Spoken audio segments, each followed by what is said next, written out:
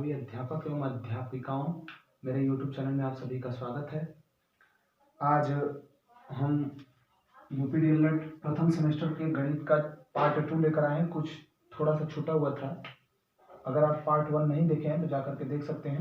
इस पार्ट 2 में मैं जो पार्ट छूटा हुआ है मैं उसकी चर्चा करने वाला हूँ, कुछ क्वेश्चनों की चर्चा करने वाला हूँ। तो पार्ट 2 में हम लोग को क्या समझना है साथियों? हम समझा रहे थे विभाजिता का नियम, विभाजिता का नियम। उसमें हम समझा चुके हैं पार्ट 1 में। यदि आप नहीं देखे तो जाके देख सकते हैं। विभाजिता का नियम, विभाजिता का नियम, विभाजिता का नियम। यदि आप नहीं देखे तो जाके देख सकते हैं मेरे पार्ट 1 में। अब हम शुरू करते हैं साथियों वीडियो को।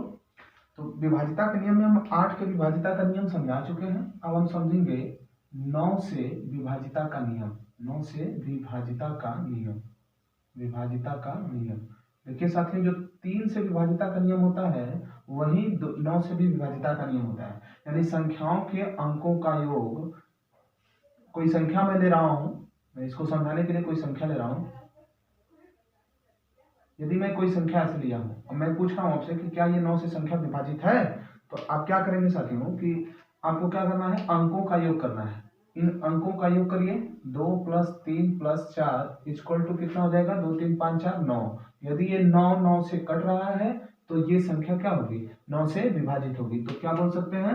यदि संख्याओं के अंकों का योग, यदि किसी भी संख्याओं के अंकों का योग 9 से विभाजित है तो वह संख्या पूरी तरह से 9 से विभाजित होगी। अब 9 से विभाजिता का नियम आप समझ चुके हैं। अब हम समझते हैं 10 से विभाजिता का नियम। अगला स्टेप में हम लोग को क्या समझना है साथियों?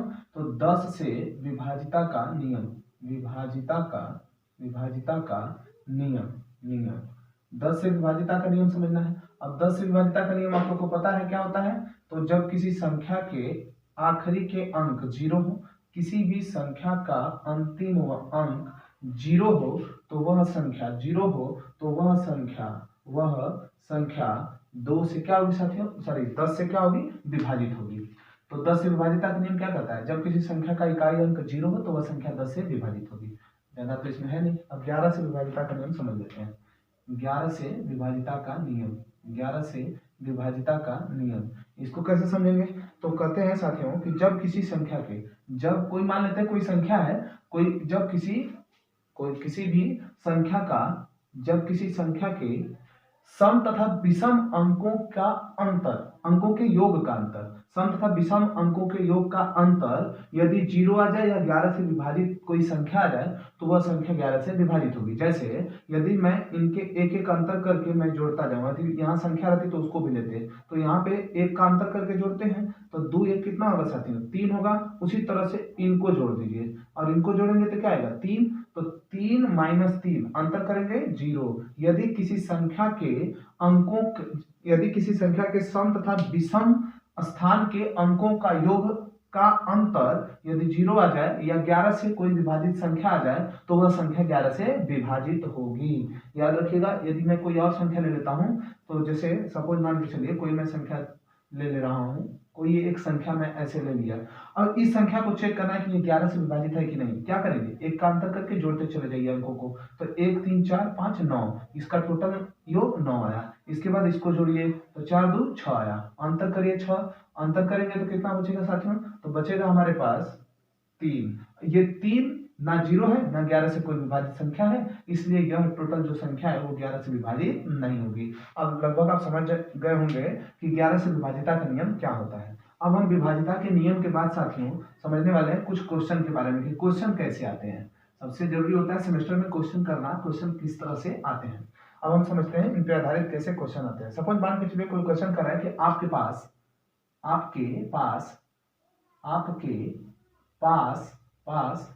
50 सेब है। 50 क्या है? सेब है। यदि आपके पास 50 सेब हैं, इस सेब को यदि 10 लोगों में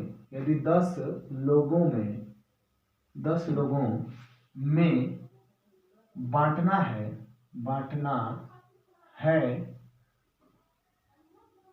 तो इसे आप कैसे लिखेंगे? लिखेंगे।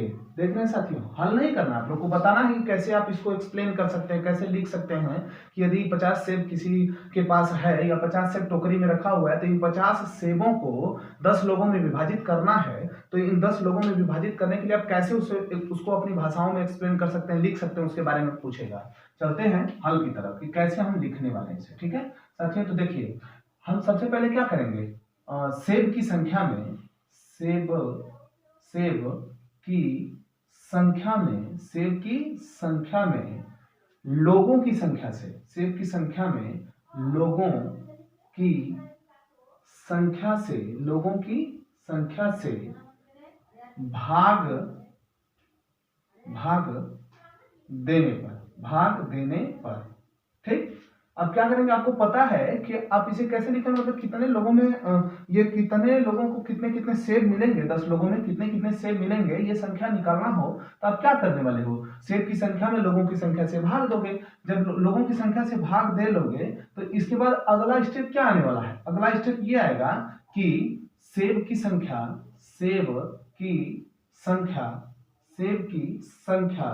इक्वल टू 50 है। इसके बाद लोगों की संख्या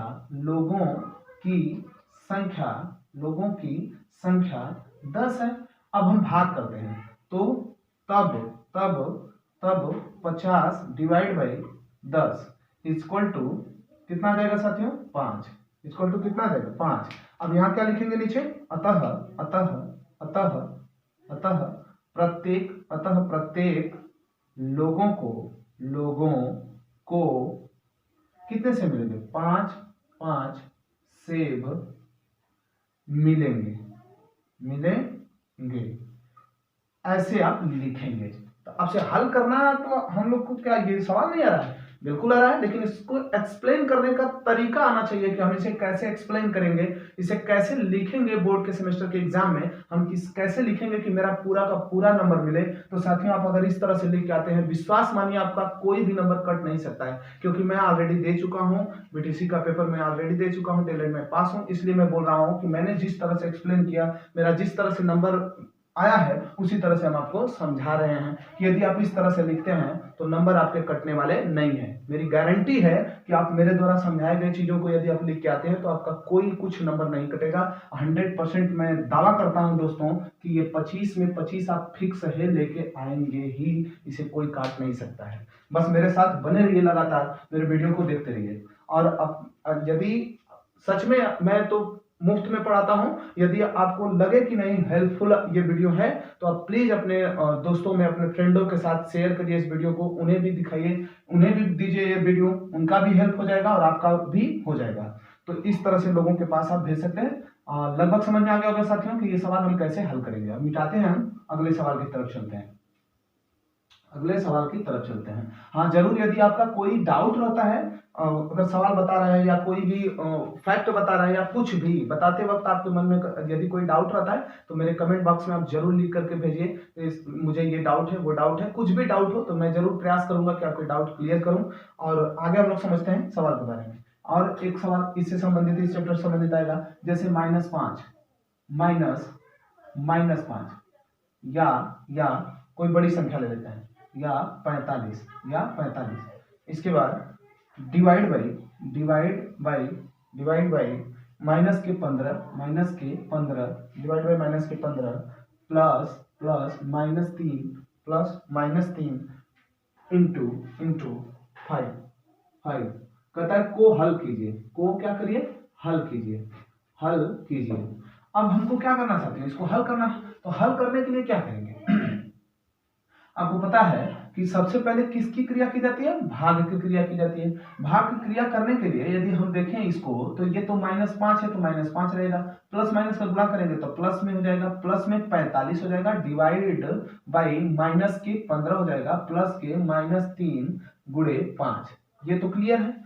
अब यदि मैं देखूं साथियों, तो डिवाइड का अगर मान करता हूं, भाग करता हूं, तो आपको पता है कि जब किसी भी संख्या में माइनस से भाग प्लस में करते हैं तो आंसर हमेशा माइनस में आता है। तो यहाँ पे क्या आ जाएगा, -3, माइनस से भाग प्लस में करेंगे तो भागफल हमारा ऋणात्मक आता है, नेगेटिव आता है, तो -3 हो गया। अब ये कितना था, -5 -3 और इसके बाद प्लस माइनस माइनस, अब 15 5 दिया 15, तो माइनस के कितना हो जाएगा 15, तो माइनस के 5 माइनस के 3 माइनस के 15 इक्वल टू कितना देगा साथियों, तो देख सकते हैं 15 5 20 3 23 माइनस के 23, इसका आंसर होगा। इस तरह का सवाल जो है इस चैप्टर से आपको पूछेगा, तो इसको याद रखिएगा। अब मैं आपको एक सवाल देता हूं, मेरे कमेंट बॉक्स में उसका जवाब आप जरूर लिखिएगा। अब चलिए साथियों, यदि आप पहला वीडियो देखे हैं तो जरूर दे देंगे जवाब इसका। अब हम सवाल आपके लिए देते हैं और इसका जवाब हम आपसे चाहेंगे। किसी एक ही संख्या को किसी ये आपके लिए सवाल है, कमेंट बॉक्स में जरूर बताइएगा। किसी एक ही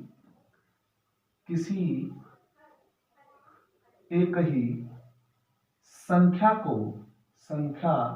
को ये सवाल आप लोग से भी पूछेगा, तो याद रखिएगा। बार बार जोड़ने की क्रिया को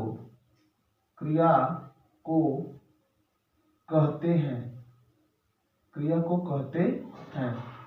बार बार जोड़ने की क्रिया को कहते हैं। ऑप्शन है आपके पास। मैथ में ऑब्जेक्टिव टाइप के क्वेश्चन 5 आएंगे। ये सिलेबस पढ़ाने के बाद आपका एक भी ऑब्जेक्टिव क्वेश्चन यानी कि बहुविकल्पी क्वेश्चन आपका नहीं छूटने वाला है। गुणा, दूसरा भाग, तीसरा ऋण, चौथा जोड़। क्या कहते हैं कमेंट बॉक्स में इसका जवाब दीजिएगा। एक सवाल और है, गुणा करते समय, एक सवाल यह है कि गुणा करते समय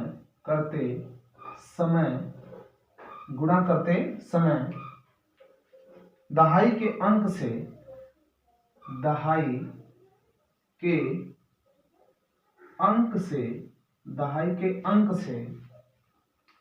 गुणा करने पर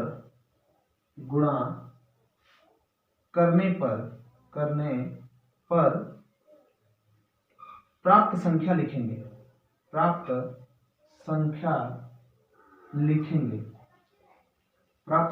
लिखेंगे। आपको बताना है कि कहां वो जो प्राप्त संख्या होती है गुणा दहाई के अंक का गुणा करने पर, वो किस जगह पे आप लिखेंगे। ऑप्शन है आपके इकाई के नीचे,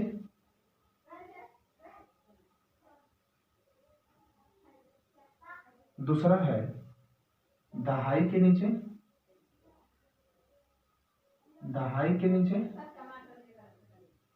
तीसरा है सैकड़ा के नीचे,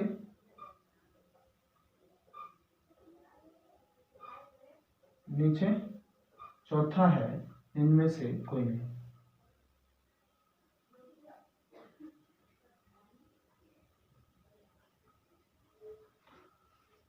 तो साथियों, ये मेरा जो लेक्चर 1 से चैप्टर 2 से छूटा हुआ जो भी टॉपिक था, मैं इस लेक्चर 2 में क्लियर कर दिया हूं। आपका चैप्टर 2 क्लियर हो गया।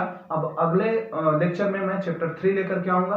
तब तक के लिए बहुत बहुत धन्यवाद आपका वीडियो देखने के लिए। और हाँ, इसका जवाब मेरे कमेंट बॉक्स में आप लोग जरूर दीजिएगा, और जो भी डाउट है उसे भी लिखिएगा। मैं कोशिश करूंगा कि उसको हम क्लियर कर सकूं। बहुत बहुत धन्यवाद।